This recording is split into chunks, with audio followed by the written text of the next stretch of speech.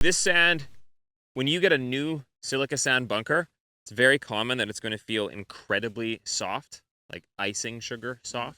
Okay, you just sink right into it, as you see here. So when you've got really soft sand, I would typically suggest using less loft, because what we're going to need to do is open that golf club up a ton. Okay, now the reason that we open it up is all to do with bounce. So the bounce is this angle from the leading edge to the trail edge. Okay, that angle right there, okay, relative to the shaft here. If I have a high bounce golf club, that angle is going to be steeper that way. A low bounce golf club, it's going to be flatter. Now, when I take this wedge and I lay it, as you can see this way, see how that leading edge starts to come up? See how that works? Yeah. So that the leading edge is going to sit closer to the ground when I have the golf club in a neutral position. The leading edge starts to come up when I lay that golf club down and back. Now, I want, in really soft sand, I want to have more bounce, so I'm going to lay that golf club more like this. And what that gives me is that when my club comes into the sand, my club will be less likely to dig and get stuck in the sand. If I have it in a square position, this leading edge will enter the sand, and what will typically happen is that it will just get stuck. It'll travel too deep. The club will slow down. I'll probably hit it fat.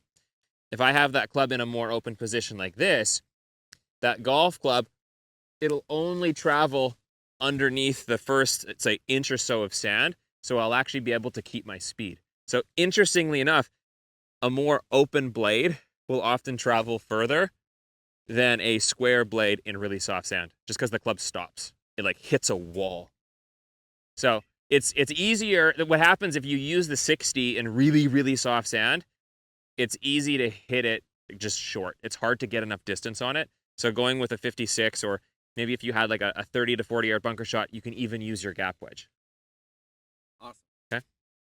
So big key in the bunker is we need to make sure that we've got the blade. Again, we've got soft sand here. So the blade's going to be in an open position. If we were working off really firm sand, like if you go to dig your feet in and you barely see any indentation at all, sand's firm, play it with a high lofted club. So go 60, square. Okay, so firm sand, higher loft, square. Soft sand, less loft, super open. Okay, so in this case, we're going more open. Now, ball position, so relative to where you are, ball position should be forward. So I like the inside of that left heel. So ball position is forward of center. Now, we're going to create a wide base and a low base. So I've got my knees nice and squatted down. My butt's going to be closer to the ground. Now, big thing to notice is that there is absolutely zero shaft lean. In fact, I want the club to point to the belt buckle. So if you think of where the club head is, if the club's pointing to the belt buckle, sometimes it even looks like I've gone the opposite way from shaft lean. Like shaft lean is going to look more like that. We want shaft lean when we want to compress the ball and we want to create more power on the golf ball. That's what because shaft lean reduces loft and it makes the golf club play stronger. A bunker shot, I want the best bunker shots in the world are when I can bring in some speed and the ball goes super high and just lands and sits down right away. So I want to do the exact opposite of shaft lean. So I'm going to have the handle back, if anything. So grip to belt buckle should be your objective. Nice and squatted down. Knees left of ankles. So it's like, boom, with the knees. And what that does is that keeps us forward.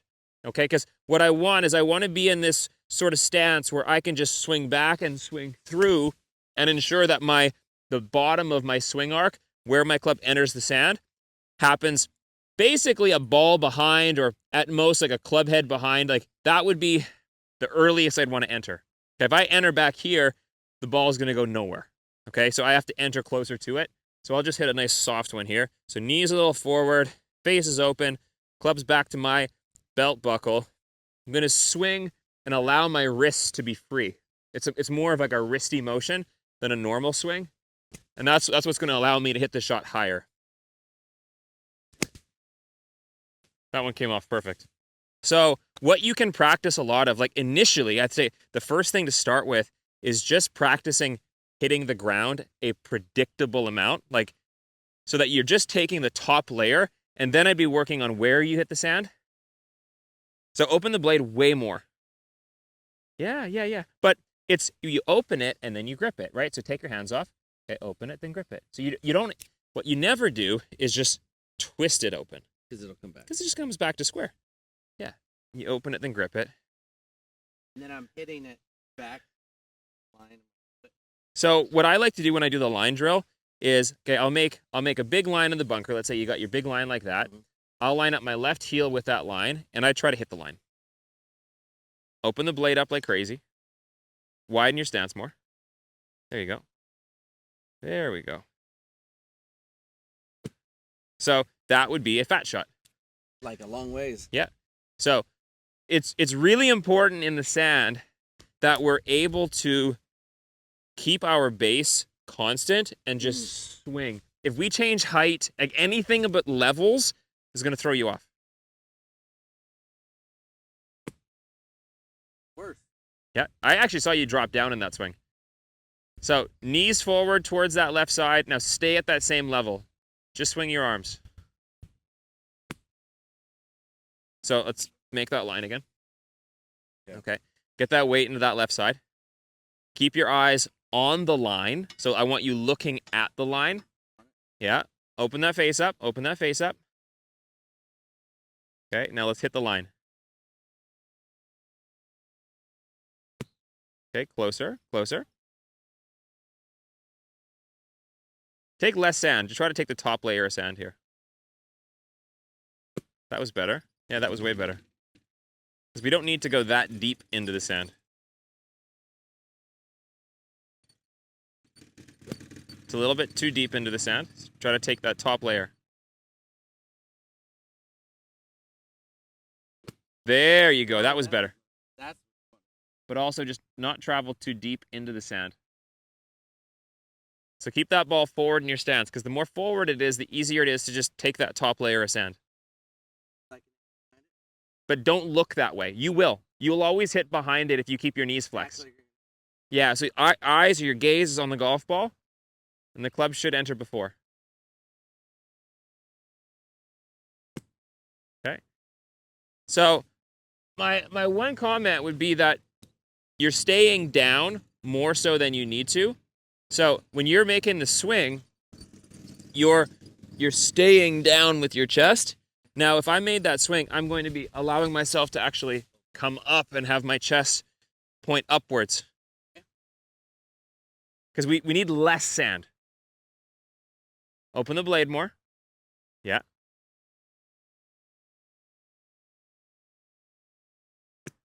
Better. Yeah, that was closer.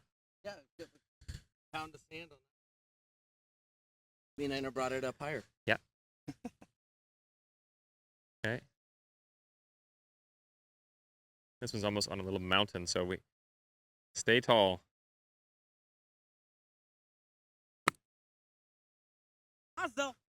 Hazel? The French version of. Actually, the Eastern Europeans call it a socket. I don't know why.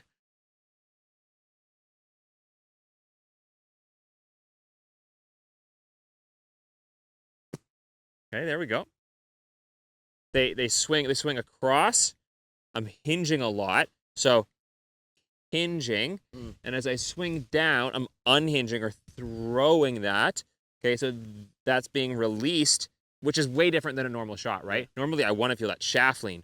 Here, I want to let that go, and then that comes up to the finish like that. Okay. So if I guided you through it, you hold on to the golf club, holding it in an open position. So relax the grip. You're death gripping this.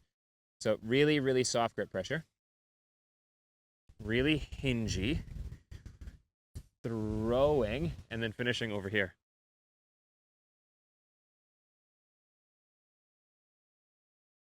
So what you'll hear a lot of people say is that as they swing through, so as we go through this way, the golf club basically sits into the holster. Here. Yeah.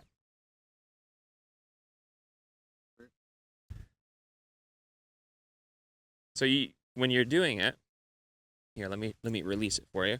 So we're releasing this here, and just let this feel soft. Let the arms feel soft. Like a lot of this is you got too much tension in your arms.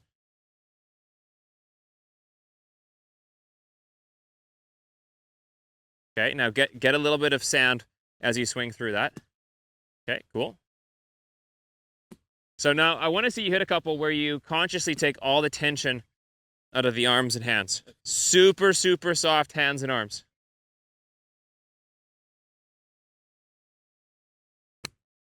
Open the blade up a lot. Yeah.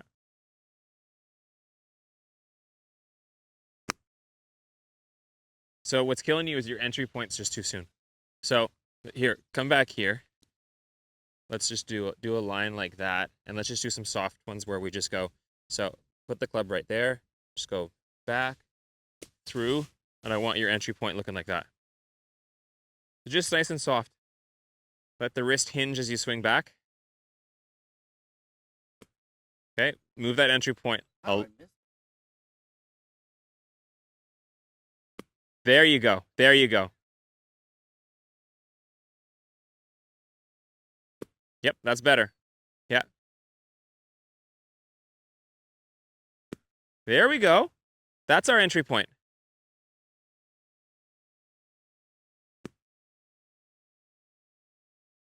Ready. Now, your prescription is, and don't take this the wrong way, you got to do lots of lines. This stuff hurts, man. Lots of line work. That's going to give you the feeling. Open the blade up.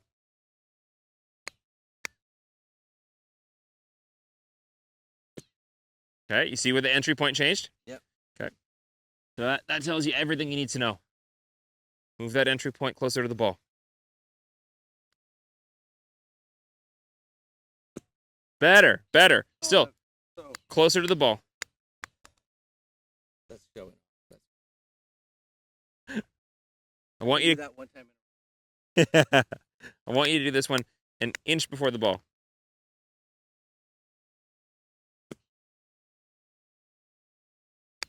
It's metric system.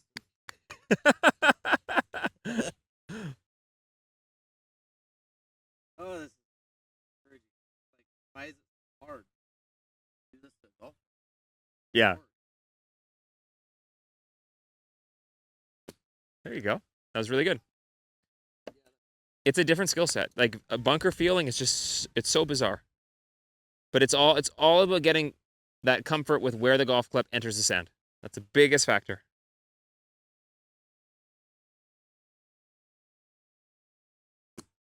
There we go. That's nice. That was really good.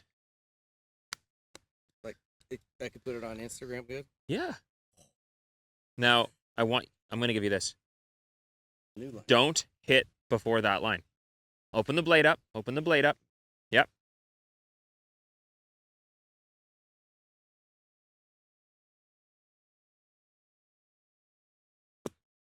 Now you're playing bunker shots. That's it. Way better. And honestly, initially, the first couple rounds that you start to incorporate this stuff, like let's say that's your golf ball on the golf course, just do this. Make that line behind it so that you have a clear visual objective.